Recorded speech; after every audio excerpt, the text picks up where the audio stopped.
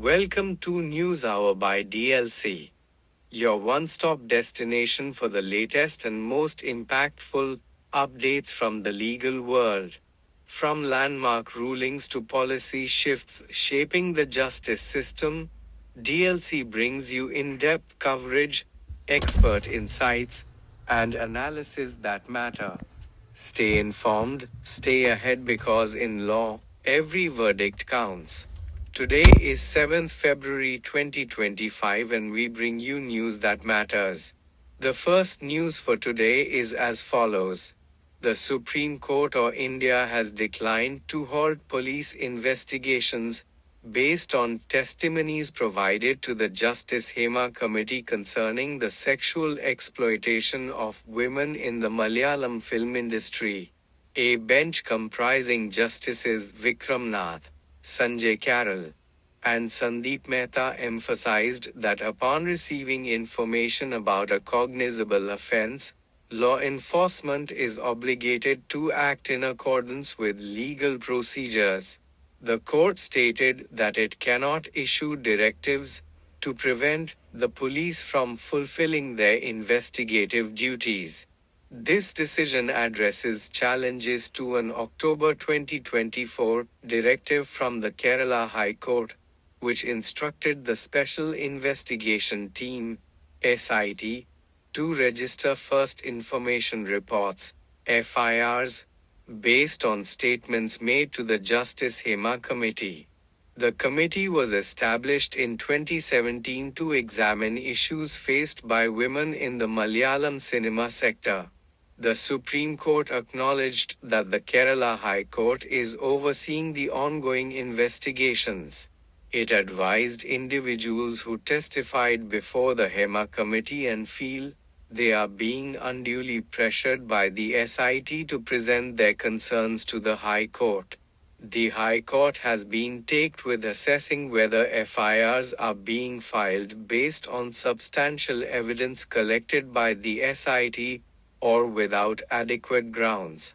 Additionally, the High Court will address complaints from witnesses who allege harassment or coercion during the investigative process. This ruling underscores the judiciary's commitment to ensuring that allegations of misconduct in the film industry are thoroughly investigated, while also safeguarding the rights of individuals involved in the inquiry. Next news. In a significant ruling, the Supreme Court of India has upheld the constitutionality of NA Motor Vehicles Taxation and Certain Other Law Amendment Act 2003, which delegates the authority to issue transport permits to the Secretary of the State Transport Authority (STA). The bench comprising Justices Vikram Nath and Prasanna B. Varal emphasized that such delegation is both legally permissible and practically necessary to prevent administrative delays and inefficiencies in the permit issuance process. The court noted that concentrating all permit granting powers solely with the STA could lead to bottlenecks, thereby disrupting public transport services. This decision overturns a previous NA High Court judgment that had declared the 2003 Act unconstitutional on the grounds that it had not been submitted for presidential considerations unlike its predecessor, the NA Contract Carriages Acquisition Act of 1976. Next news. The Supreme Court of India has dismissed a petition challenging the Delhi High Court's decision to confer senior designations on 70 advocates. The bench comprising Justice B.R. Gava and Justice K. Vinod Chandran emphasized that no lawyer receives preferential treatment in the Supreme Court solely due to holding a senior advocate's gown. Justice Gavai remarked, "We don't see that anybody gets better treatment in this court because he has a different gown." The petition, filed by Advocate Matthews J. Nedumpara, alleged that senior designations are conferred based on nepotism, The court had previously cautioned Nedumpara against making such allegations without evidence, warning of potential contempt action. This dismissal follows a series of challenges by Nedumpara against the system of senior designations, including a 2023 Supreme Court judgment that upheld the constitutionality of Sections 16 and 23, 5 of the Advocates Act, which pertain to the classification and privileges of senior advocates. Next news. In a landmark judgment, the Supreme Court of India has ruled that arrests made without promptly informing the detainee of the reasons are unconstitutional, violating Articles 21 and 22(1) of the Indian Constitution. The court emphasized that such procedural lapses render the arrest illegal and courts are obligated to grant bail to the accused, even if statutory provisions impose restrictions. A bench comprising Justices J.B. Pardiwala and Ujjal Bhuyan highlighted the sacrosanct nature of the right to life and personal liberty under Article 21. They asserted that restrictive statutory provisions cannot prevent constitutional courts from granting bail when an individual's fundamental rights are infringed. The court stated, a constitutional court cannot be restrained from granting bail to an accused on account of restrictive statutory provisions in a penal statute if it finds that the right of the accused under trial under Article 20 of the Constitution has been infringed. This ruling underscores the judiciary's commitment to upholding individual freedoms and ensuring that law enforcement agencies adhere strictly to constitutional mandates during arrests. It serves as a reminder that procedural safeguards are integral to the protection of personal liberty, and any deviation can lead to the invalidation of the arrest and the granting of bail, irrespective of statutory constraints. Next news. Jaideepa, niece of the late Tamil Nadu Chief Minister J. Jayalalitha, has petitioned the Supreme Court of India to reclaim properties confiscated during the disproportionate assets case against her aunt. Deepa challenges a Nagpur High Court decision that denied the release of these assets, arguing that since the criminal proceedings against Jayalalitha were abated following her death in December 2016, the seized properties should be returned to her legal heirs. She emphasizes that the Madras High Court has recognized her and her brother Jaideepak as Jayalalitha legal heirs, granting them letters of administration for the estate. The Nagpur High Court previously ruled that the confiscation order applies to all concerned parties, including the legal representatives of the deceased. Deepa's appeal seeks to overturn this decision, asserting that the confiscation directives should not extend to her aunt's assets posthumously. Next news. The Supreme Court of India has disposed of a contempt petition filed against authorities concerning the demolition of a property in Sambhal district.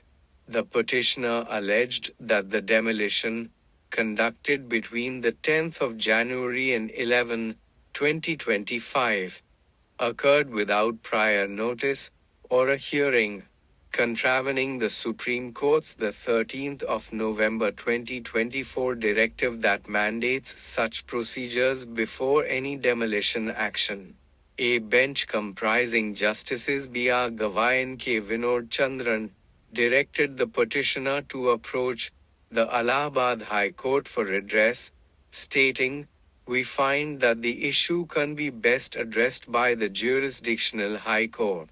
The bench declined to issue an interim order to prevent the creation of third-party rights over the disputed property, advising the petitioner to seek such relief from the High Court.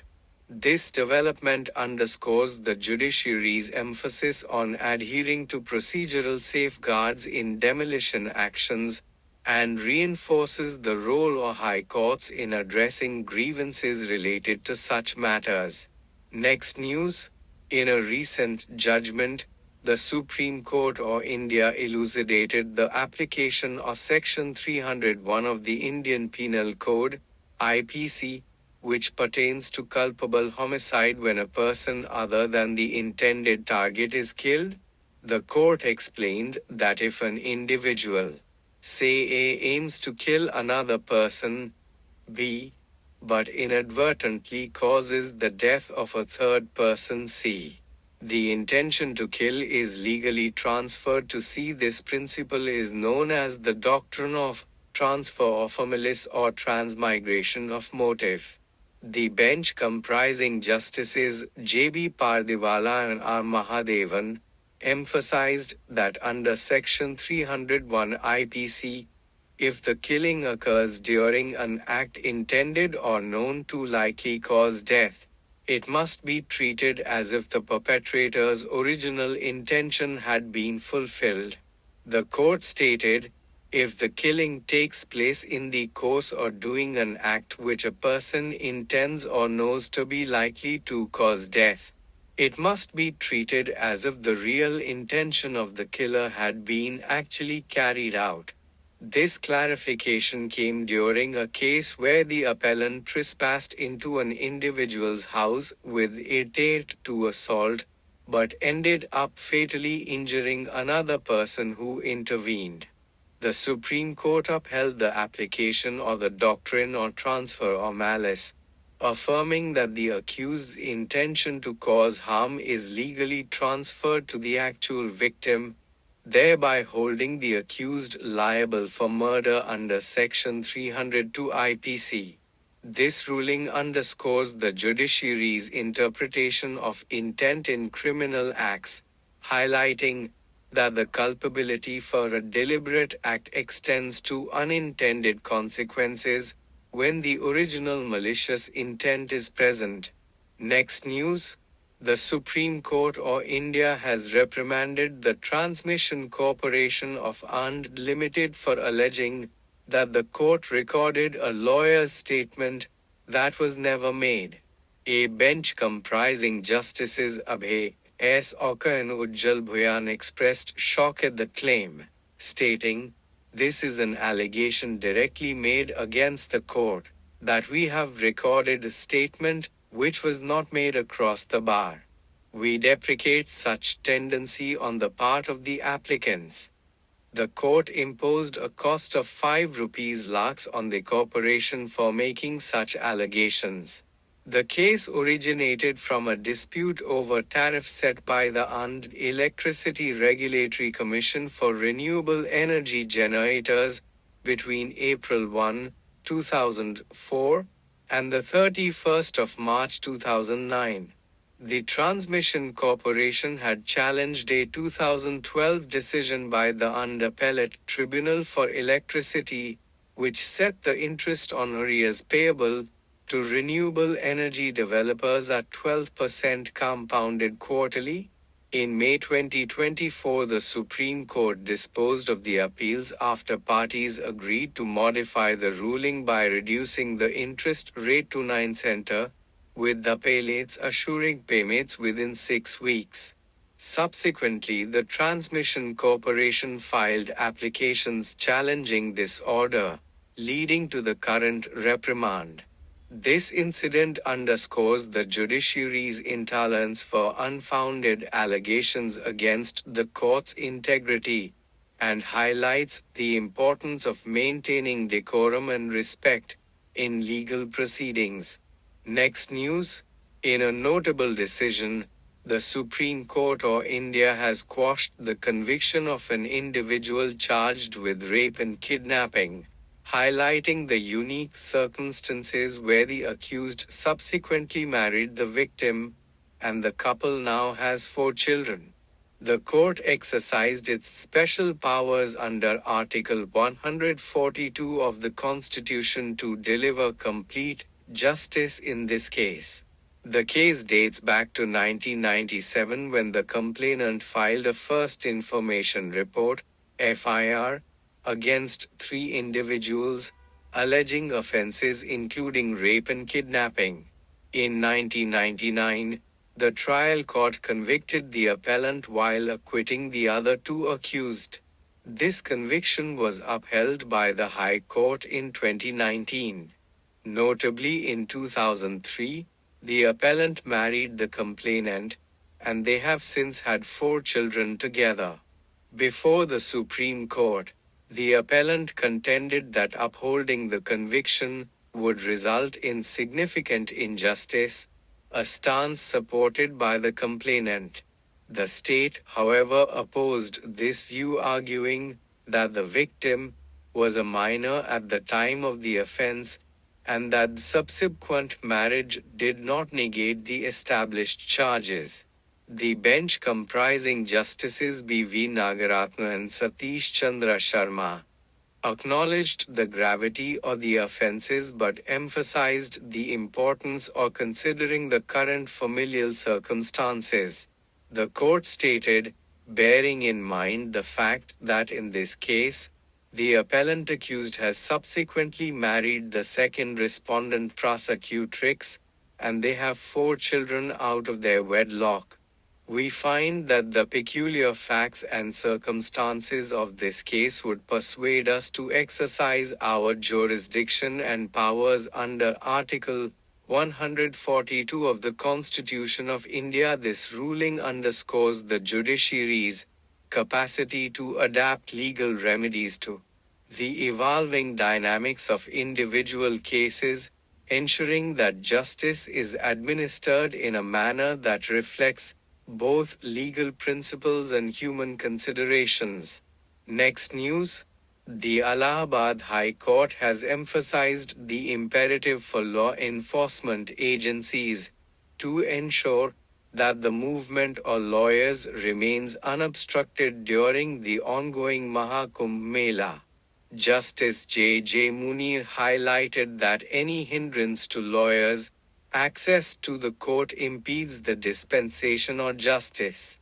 This observation arose when a case scheduled for 10 am faced multiple adjournments due to an attorney's inability to reach the court amidst the city's heightened traffic conditions during the festival. The court acknowledged the challenges posed by the influx of pilgrims, but underscored the police's duty to facilitate the unhindered movement of legal professionals to maintain the judiciary's effective functioning. Next news. In a significant ruling, the Delhi High Court has held that a corporate debtor is immune from prosecution under the Prevention of Money Laundering Act, PMLA, following the approval of its resolution plan under the Insolvency and Bankruptcy Code, IBC. The court emphasized that once a resolution plan is sanctioned by the National Company Law Tribunal, NCLT, the corporate debtor is absolved of prior liabilities, including criminal proceedings, under the PMLA. This decision underscores the clean slate principle inherent in the IBC, ensuring that the corporate debtor can operate unencumbered by past infractions post-resolution. Next news. In a recent ruling, the USA High Court emphasized that magistrates must provide an opportunity for police officers to present their reasons for refusing to register a first information report, FIR, before directing an investigation, under Section 175(3) or the Bharatiya Nagarik Suraksha Sanhita, BNSS. The court highlighted that this procedure ensures a comprehensive judicial application of mind, requiring magistrates to consider both the complainant's application and the police officer's submissions, thereby facilitating the issuance of well-reasoned orders. The case arose when a petitioner approached the High Court seeking a directive for the police to register an FIR after their initial complaint was declined. The court noted that in such situations, the appropriate course of action is to approach the jurisdictional magistrate as outlined in Chapter 13 of the BNSS. Section 175, 3, empowers magistrates to order an investigation if the aggrieved person can satisfactorily demonstrate that the police unjustly refused to register the complaint.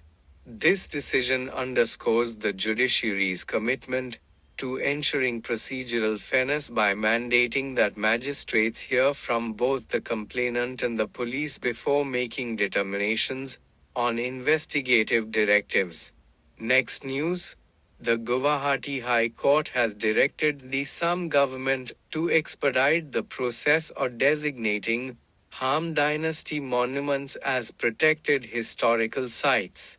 The court emphasized the need to assess these monuments' authenticity, integrity, and archaeological significance, aiming to complete this evaluation within 6 months. This directive emerged from a suo motu public interest litigation (PIL) initiated in response to reports of illegal coal mining in the Taipam Hills area of Digboi subdivision, which was causing damage to historically significant sites. The state authorities informed the court that such illegal mining activities have been halted and are under regular surveillance to prevent recurrence. The bench, comprising Chief Justice Vijay Bishnoi and Justice Suman Shyam, further instructed the state to implement effective measures to safeguard these historical monuments and to continuously monitor the Taipam Hills area to deter any future illegal mining activities. Thanks for listening and consider subscribing to the channel. Well, that's all for today. Keep listening to Legal News by DLC.